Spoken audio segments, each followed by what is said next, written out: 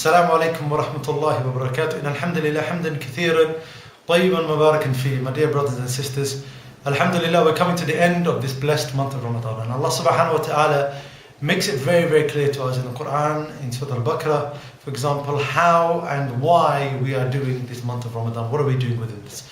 Allah subhanahu wa ta'ala makes it clear that this Ramadan or this Sawm has been prescribed for you, okay, like it's prescribed for those before you, لَعَلَّكُمْ تَتَّقُونَ, so that we may attain righteousness or God-fearingness, or to have piety, God-consciousness.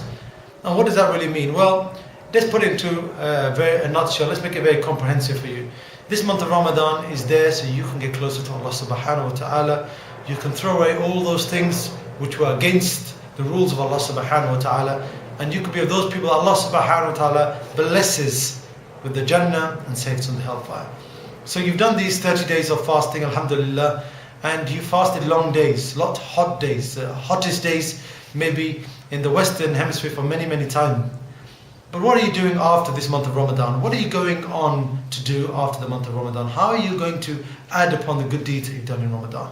Well, one way you're not going to do this is that you're not going to start disobeying Allah subhanahu wa ta'ala and those things which you kept away from in the month of Ramadan.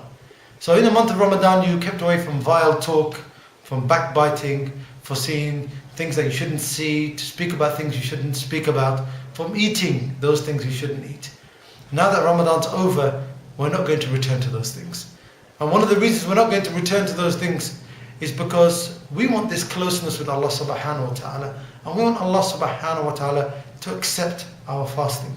And one of the sure signs that your fast has been accepted is a person who keeps steadfast after the month of Ramadan. So we're not going to return to those things. We're not going to, when the last adhan goes for Maghrib on the last day of fasting, we're not going to return to those evil and bad things that we did. And my dear brothers and sisters, let me just remind you that this life is a very short life. This life is what, 60, 70, 80 years at the max of your life. But Allah subhanahu wa ta'ala tells us that hereafter is forever, it's eternal. And brothers and sisters, let's make it very clear for myself and you that who's going to stay for more than 100 years on this earth?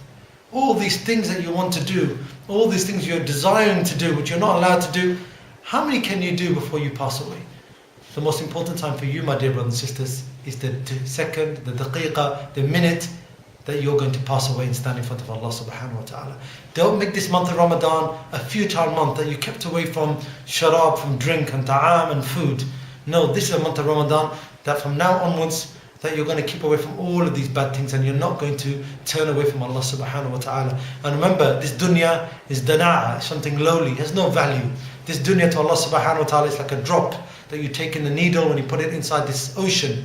The rest of the ocean is the hereafter. Don't lose it just for this drop. This dunya has no value to Allah subhanahu wa ta'ala.